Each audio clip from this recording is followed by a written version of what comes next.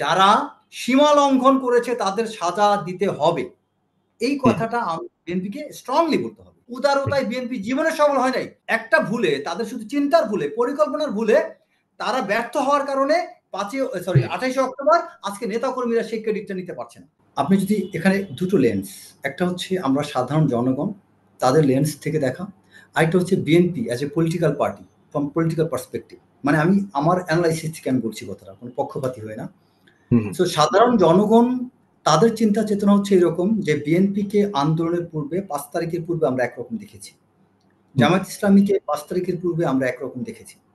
Suddenly এখন BNP জামাত কেন you turn বা রাইট টার্ন আর লেফট টার্ন নিল, কেন সেই পথে হাঁটছে না? যদি সাধারণ জনগণের দৃষ্টিভঙ্গি থেকে বলি তাহলে জনগণ রাইট, যদি বিএনপির দৃষ্টিভঙ্গিতে বলি তাহলে বিএনপি রাইট। কেন?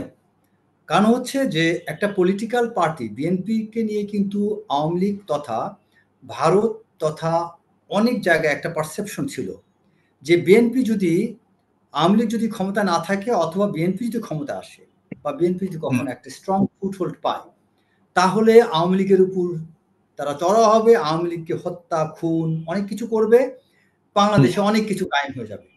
সো এই জায়গাটা হচ্ছে exact point for my analytical view, যেটা আমি বুঝি। অ্যান্ড আমি মনে করি এই জায়গাটা তারেক রহমানের চমৎকার দূরদর্শিতার পরিচয় দিয়েছেন তিনি সেই পয়েন্টটাতে হিট করেছেন।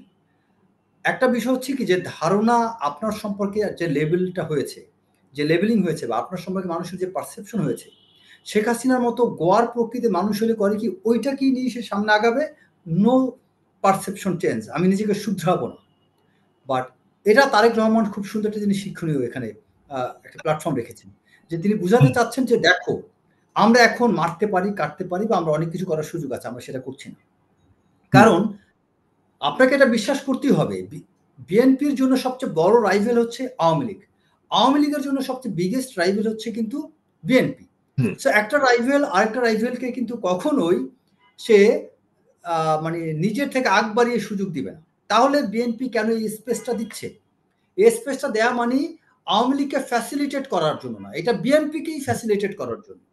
তারা তাদের পারসেপশন, পজিটিভ পারসেপশন যদি বিল্ড করতে চায়, মানুষের মনে যে বিশ্বাস, আস্থা ফিরিয়ে আনতে চায়, তাহলে তো তাকে উদার হতে হবে। আর আওয়ামী লীগের মধ্যে বিরাট একটা গ্রুপ ভোটার, এই যে বিরাট একটা জনগোষ্ঠী ভোটার, আপনি এখন ছাত্রলীগকে নিষিদ্ধ করেছেন, কয়েকদিন পরে যদি আওয়ামী লীগকে নিষিদ্ধ করেন, এই ভোটাররা কোথায় যাবে? তাদের থেকে তো একটা প্ল্যাটফর্মে আসতে হবে। তখন এই যে একটা টার্মোয়েল সিচুয়েশন, আপনাকে এখানে অনেকগুলো স্টেক হোল্ডার, ছাত্র আন্দোলন একটা স্টেক হোল্ডার, একটা পার্টি ফর্ম করছে, জামাত ইসলাম একটা স্টেক হোল্ডার, বিএনপি নিজে একটা স্টেক হোল্ডার, বিজেপি পার্থ বিজেপি একটা রাইজিং একটা পার্টি, আরো অনেকগুলো পার্টি আছে।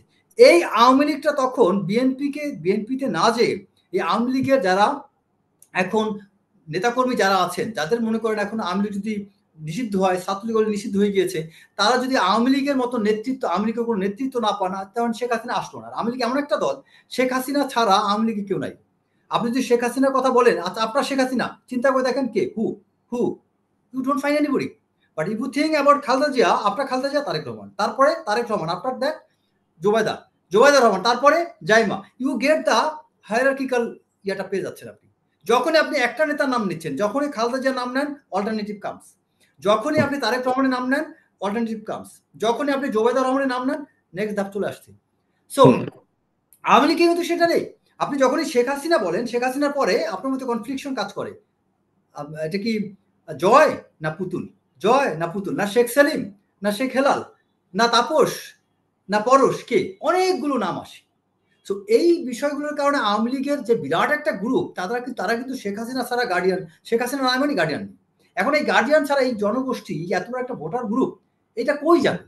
এই যে অনেকগুলো স্টেক হোল্ডারের কথা বললাম, তারা তখন এই স্টেক হোল্ডার দিকে ছুটে বেড়াবে। সো বিএনপির, আমি মনে করি এটা একটা ফোরসাইডনেস। বিএনপি এই ভুলটা কেন করবে? কেন তারা এই মাছগুলোকে অন্যের জালে ধরা দিতে দিবে? মাছগুলো তার দিকে আসুক, সেজন্য উইন্ডোজটা ওপেন রেখেছে। তার মানে এই না যে বিএনপি তাদেরকে ক্ষমা করে দিচ্ছে, তার মানে এই না বিএনপি তার পলিটিক্যাল মোরালিটি, পলিটিক্যাল স্ট্যান্ডিংটাকে সে ভুলে যাচ্ছে। নো, জামাত ইসলামের ক্ষেত্রে আমি মনে করি ওই কম্পিটিশনে নেমেছে, জামাত ইসলামও তাই মনে করছে। বাট জামাত ইসলামকে একটা জিনিস বুঝতে হবে, আওয়ামী লীগ সব দিকে যেতে পারে ভাই, তোমার দিকে যাবে না। তুমি খামাখা করে ভুল আশায় কেন ঘর বাঁধতেছো?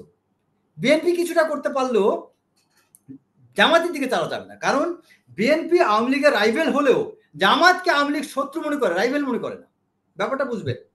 আওয়ামী লীগের জন্য বিএনপি হচ্ছে একটা প্রতিদ্বন্দ্বী দল, কিন্তু আওয়ামী লীগের জন্য জামাত ইসলাম কিন্তু আমাদের ইতিহাসে তো এটাও আছে, জামাতের সাথে তো আওয়ামী লীগও আন্দোলন করেছে 76 সালে। আমি এই পয়েন্টে আসছি, আপনি বলার ছাড়া আমি পয়েন্টে আসতাম। আওয়ামী লীগ বিএনপি, এখন আপনি বলতে পারেন যে তারা তো রাইভেল না, শত্রু না, তারা তো রাইভেল কেন? তারা তো তাহলে 86 নির্বাচনে তো আওয়ামী লীগ জাতীয় পার্টির সাথে যখন করে সরকার গঠন করে, তখন তো আওয়ামী লীগ জামাত ইসলামের সাথে জাতীয় পার্টি 86, যেখানে বলা হয় 86 বেঈমান চশমা পরা বুবুজান, মানে 86-তে শেখ হাসিনা ওই নির্বাচনে অংশগ্রহণ করেছিল। আমরা ছোটবেলা শুনতাম 86 বেঈমান চশমা পরা বুবুজান, মানে বুঝাতো যে শেখ হাসিনা 86 ইলেকশনে জয়েন করেছিল, তখন বিএনপি যায়নি। তো সেই কারণে আপনার, বাট এটার বিষয় কি, আওয়ামী লীগ জামাত ইসলামের সাথে বন্ধুত্ব করেনি, তাকে ইউজ করেছে। 96 সাথে একই ঘটনা, আফটার 10 ইয়ার্স, তখনও কিন্তু আওয়ামী লীগ জামাত ইসলামকে ইউজ করেছে, বন্ধু বানায়নি। আর জামাত ইসলাম এই বোকার মতো ওই একই ফাঁদে বারবার পা দেয়। তারা যখনই, আর এমনি দেখবেন ধার্মিক যারা পরেশগার মানুষ এই নামাজ শ্রোতা করে, এদের মধ্যে কিছুটা সরলতা কাজ করে। এরা অনেক সময় আবেগ আপ্লুত হয়ে অনেক কিছু ভুলে যে রং স্টেপ নিয়ে দেয়, যে কারণে আমরা দেখি যে আজকে এই যে এক্সট্রিমিজম এইটা উঠেছে, তখন আমরা পাচ্ছি সরলতার কারণে। আচ্ছা, আরেকটা বিষয় হচ্ছে, সেটা হচ্ছে যে আমাদের এখন এই মুহূর্তটা আসলে করণীয়। এই মুহূর্তটা আমি মনে করি বিএনপি একদম এক্সট্রিম উদারপন্থী লিবারালিজমের থিওরিটাকে অ্যাপ্লাই না করে তাদেরকে আরেকটু, আমি মনে করি রেশনাল হওয়া দরকার, আরেকটু তাদেরকে প্রোটেস্ট্যান্ট হওয়া উচিত। কিরকম? আওয়ামী লীগ যে অপরাধগুলো করছে ওই জায়গাটা তারা বলতে পারে হ্যাঁ আওয়ামী লীগকে আমরা স্পেস দেব, বাট যারা সীমা লঙ্ঘন করেছে তাদের সাজা দিতে হবে, এই কথাটা বিএনপিকে স্ট্রংলি বলতে হবে। আবার একই সাথে বিএনপিকে এই যে কিছু কিছু সংস্কারের ক্ষেত্রে স্ট্রংলি দাঁড়াতে হবে। বিএনপিকে আমি মনে করি এই মুহূর্তে আন্দোলনে আরো বেশি শক্তিশালী হতে হবে, কারণ বিএনপি যদি আন্দোলনে এই মুহূর্তে শক্তিশালী না হয়, আন্দোলনে যদি মাঠ গরম করতে না পারে, তাহলে এই সরকার কখনোই তাকে সহজে তার চাওয়া, তার সেই দাবি অনুযায়ী তারা রেসপন্ড করবে না। সরকারকে যদি আওয়ামী লীগ বিএনপি আন্দোলনের মাঠে তারা যদি প্রমাণ করতে পারে yes we have the power, যেটা 5ই আগস্টের পূর্বে কিন্তু বিএনপি অনেকগুলো জায়গায় আমরা বলি বিএনপি ফেল করেছে, এটা আসলে ফেল না।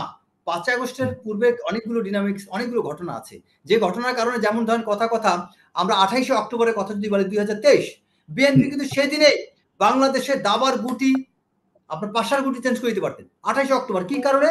যদি ওই দিন বিএনপি উদারপন্থী রাজনীতি ফলো না করতো, ওই দিন যদি বিএনপি এক হারুনকে দমাইতে পারতো, যদি ওই দিন বিএনপি অ্যাগ্রেসিভ হতো, যেটা আমার মনে আছে, আমি তখন 26শে অক্টোবর বিএনপির অনেক নেতাকে বলেছিলাম যে আপনারা স্ট্রং অবস্থান নেন। আমার মনে আছে একদম পরিষ্কার, কালভার্ট রোডে আমি 7-8 জন নেতাকে বলেছিলাম যে আপনারা যদি 28শে অক্টোবর মারমুখী অবস্থায় না যান, জীবনে আপনারা ক্ষমতায় আসতে পারবেন না, এবং উল্টা পালাইতে হবে। এন্ড তাই ঘটছে।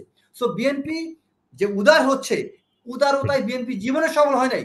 90-এর গণঅভ্যুত্থানে বিএনপি সফল হয়েছিল, তারা উদার ছিল না। 5ই আগস্টে তারা ওই জিনিসটা সফল যতটুকু সাফল্য পেয়েছে তারা এক্সট্রিম লাইনে যাওয়ার কারণে। 28শে অক্টোবর যদি বিএনপি এক্সট্রিম লাইনে যেত, আজকে বিএনপি বাংলাদেশে হিরো থাকতো।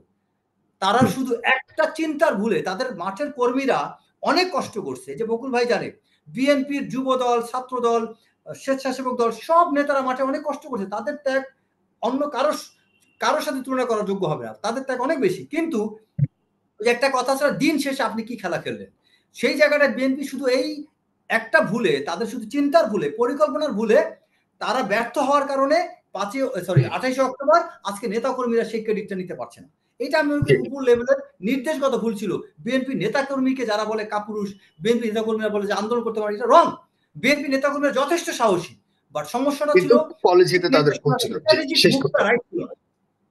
সো আমি মনে করি এই জায়গাটাতে বিএনপি এখন একটু শক্ত অবস্থান নেওয়া উচিত, স্ট্রংলি কথা বলা উচিত।